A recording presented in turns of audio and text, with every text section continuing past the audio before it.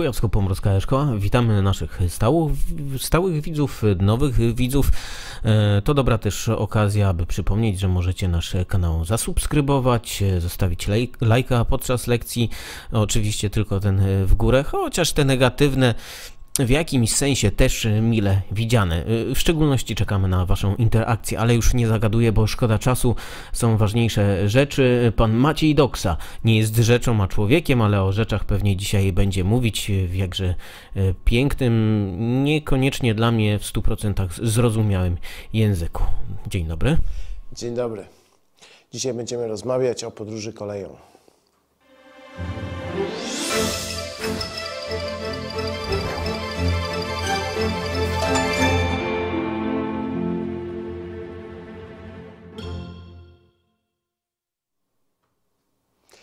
Good afternoon. So as I have already said, today we are going to talk about traveling by train or traveling by rail. And because we are usually starting our train journey at the train station, so the lesson is entitled At the Train Station. So let's move on. Train station.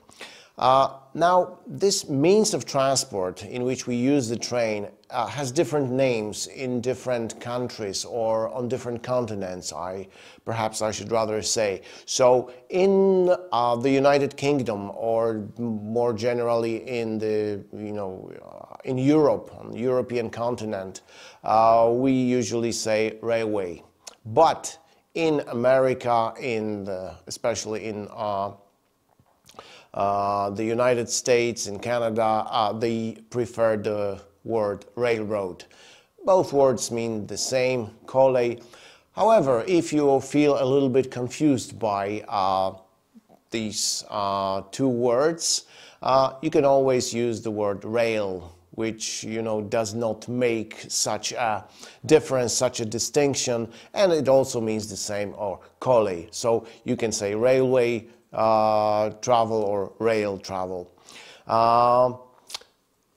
When you use a train as a means of transport to go to some places, in English we can also say that you get around by train. Get around to jest po prostu podróżować, poruszać się pociągiem. So I like traveling in Europe. I usually get around by train.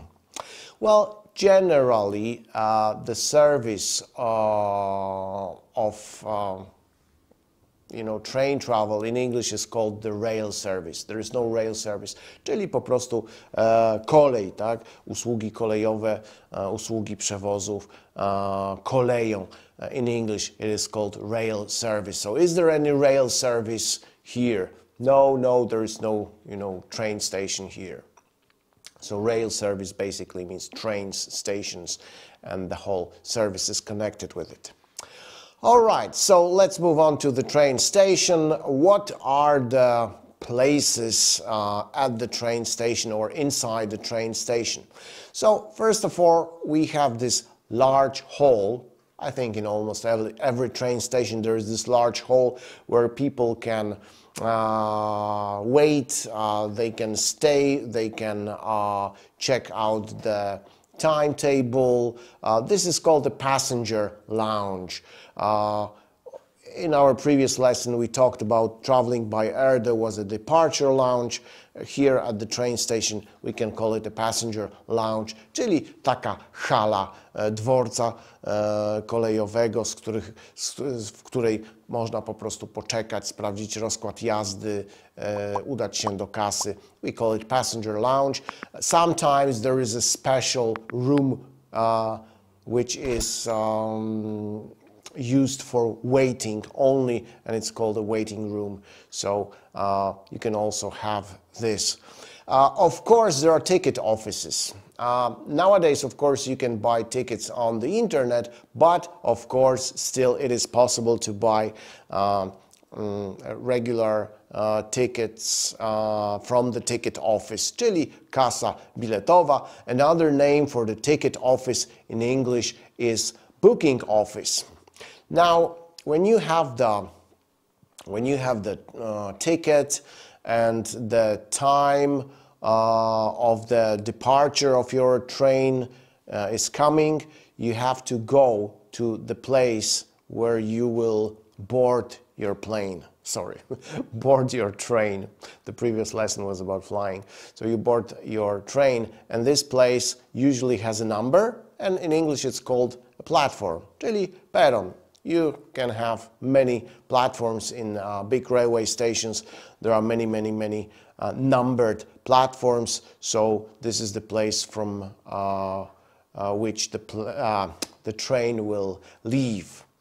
Usually, to reach a platform, you have to use an underground passage because it is rather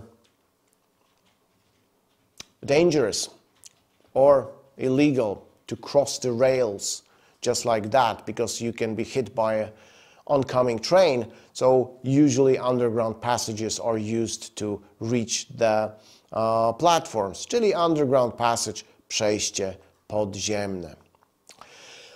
Now, when we talk about trains, we need to know the different types of trains, because not all trains are the same.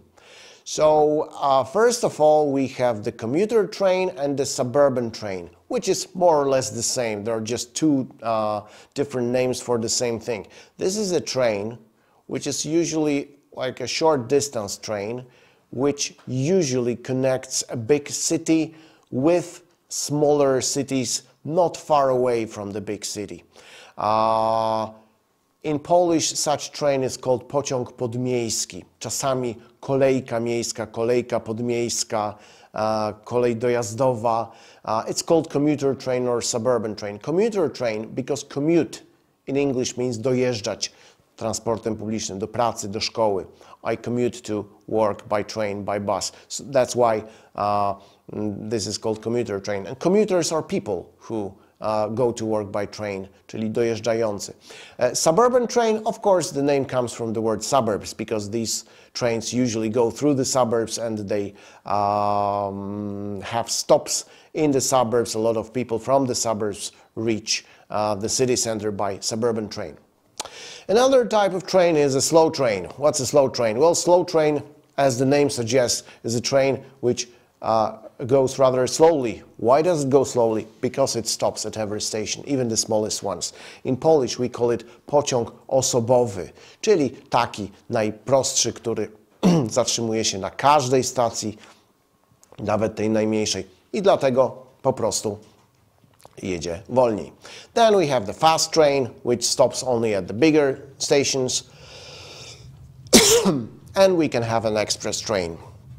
In some countries, also in Poland, we have trains which go at very high speeds, like over 200 kilometers per hour.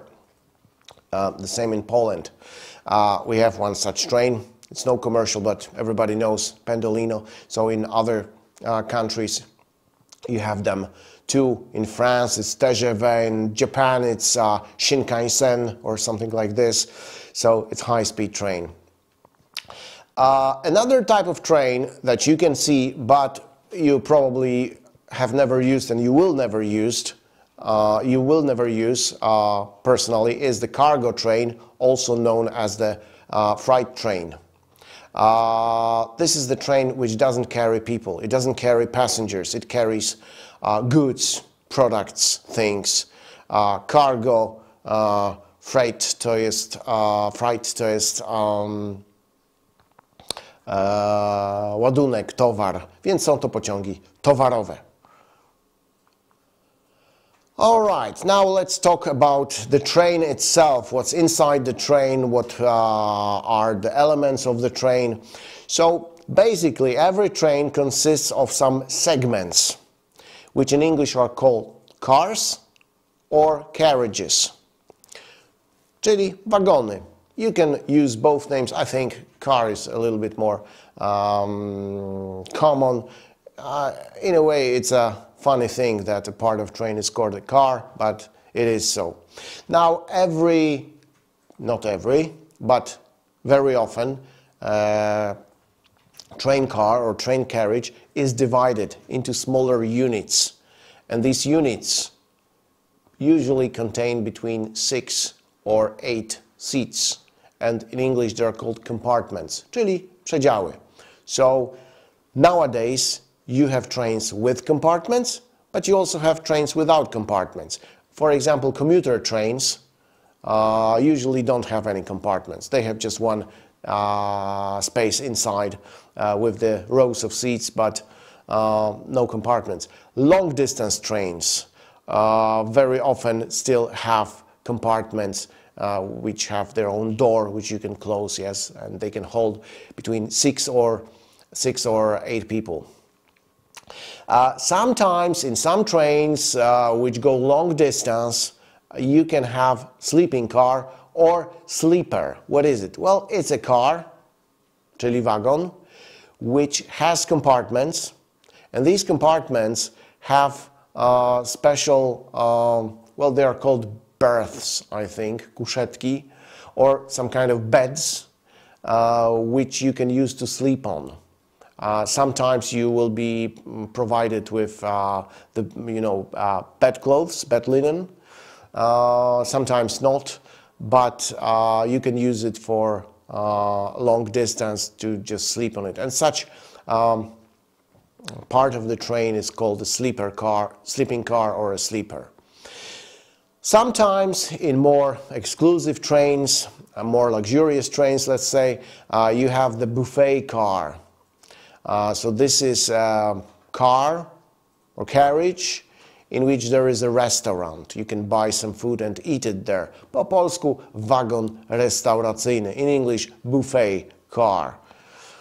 As I said before, in the train we have compartments, czyli przedziały.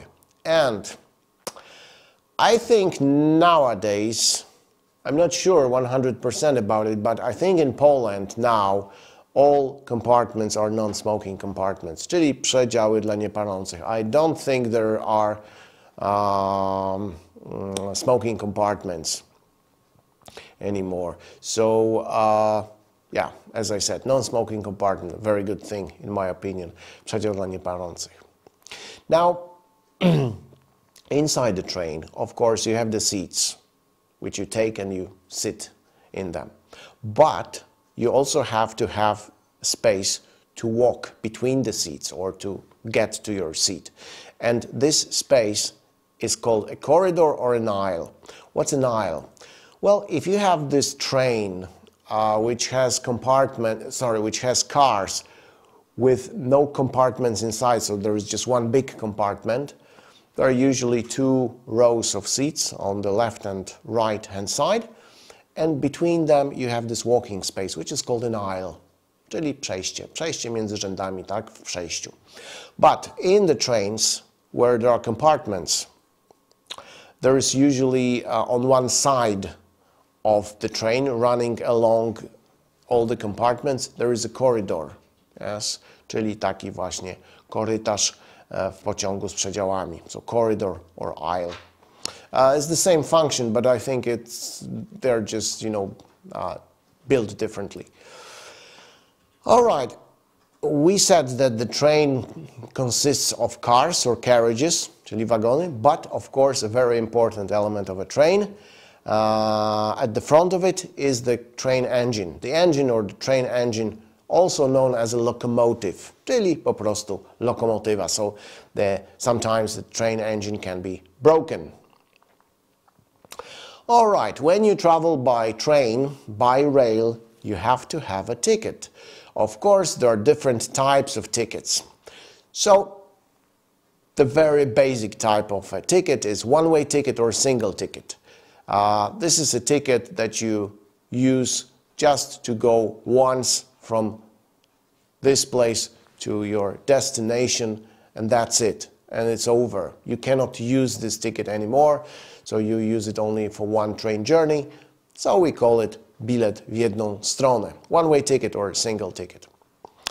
Now, if you want to go to some place, to some destination, and you're planning to come back, well, soon, or on the same day, for example, you can buy a ticket which is called return ticket, which means you have paid for the journey there and back, czyli bilet powrotny, bilet w dwie strony.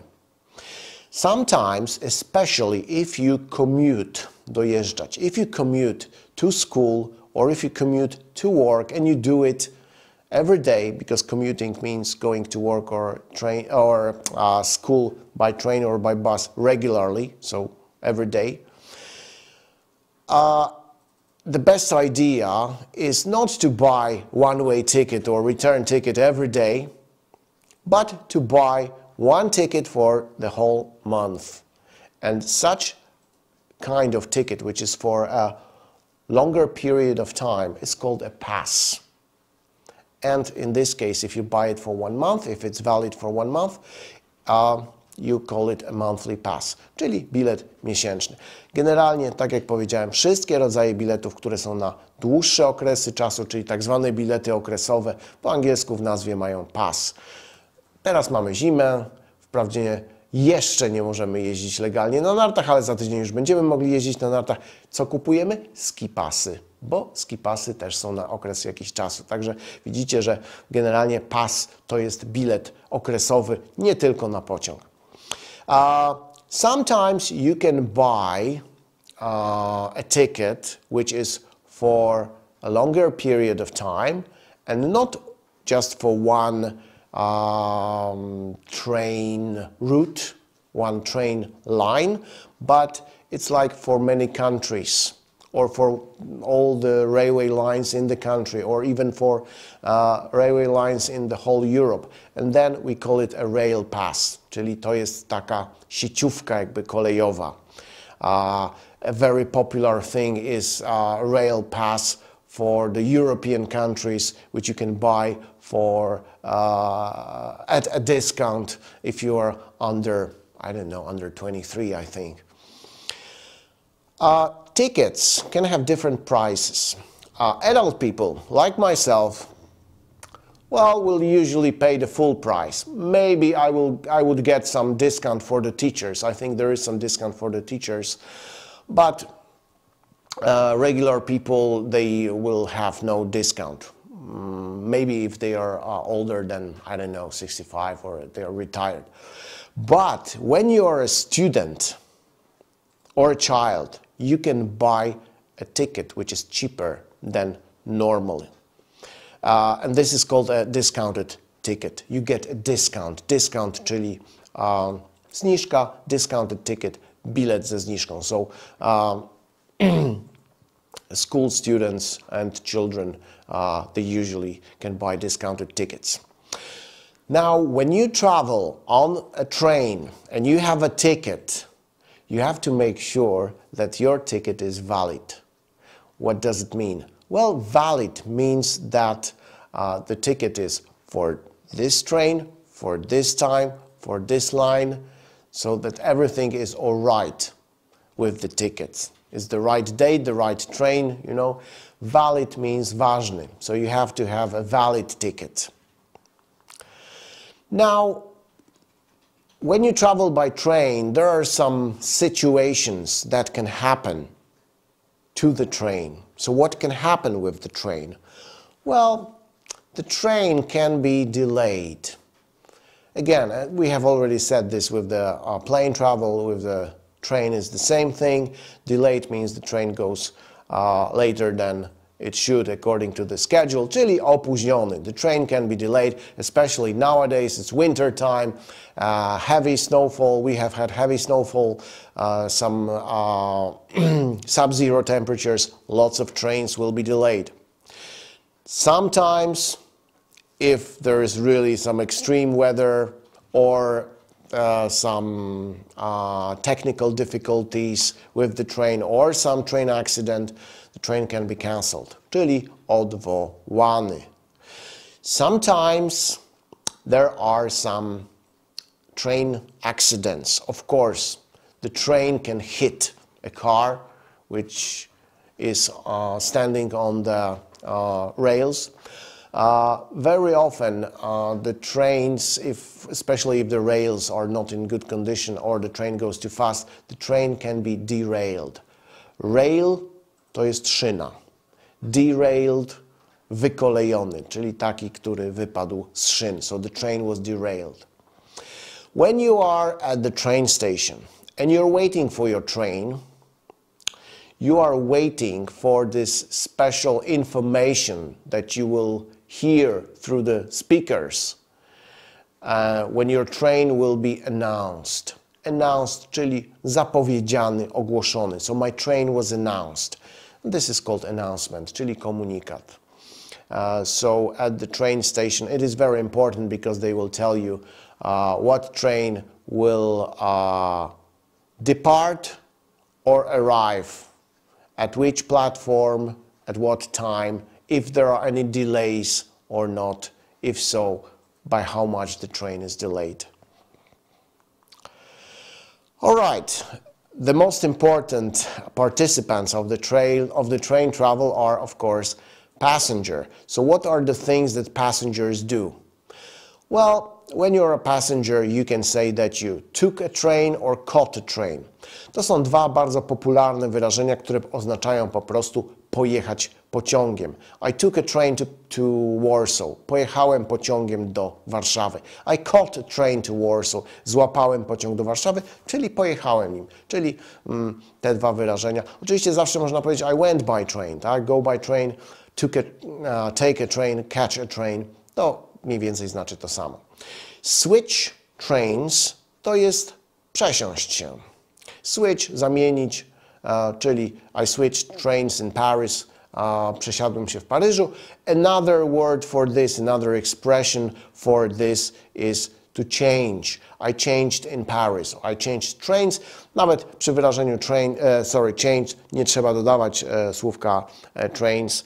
So you can say I took a train to Paris and there I changed and I went to London. Get on a train. I got on a train to jest wsiąść do pociągu. I got off a train. Wysiadłem z pociągu.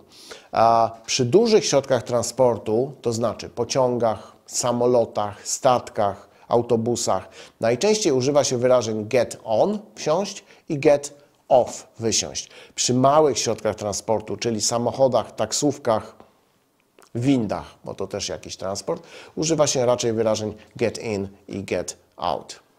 Sometimes you try to catch a train, but you're too late. So then you say, I missed the train. Miss a train to spóźnić się. Generalnie miss plus nazwa środka transportu oznacza spóźnić się na ten środek transportu. So I missed my plane, I missed a train, I missed a connection, and so on, and so on. Spóźnić się na. Zauważcie, że w języku angielskim nie ma żadnego przyimka. Nie mówimy I missed for a train, tylko po prostu I missed a train. Okay, I think this short lesson I hope this short lesson has been a valuable source of train travel vocabulary for you, and when you go on your dream holidays by rail around Europe using a special rail pass, you will be able to do it more efficiently. You'll be able to communicate, and you'll never miss a train because of English. So thank you very much and goodbye.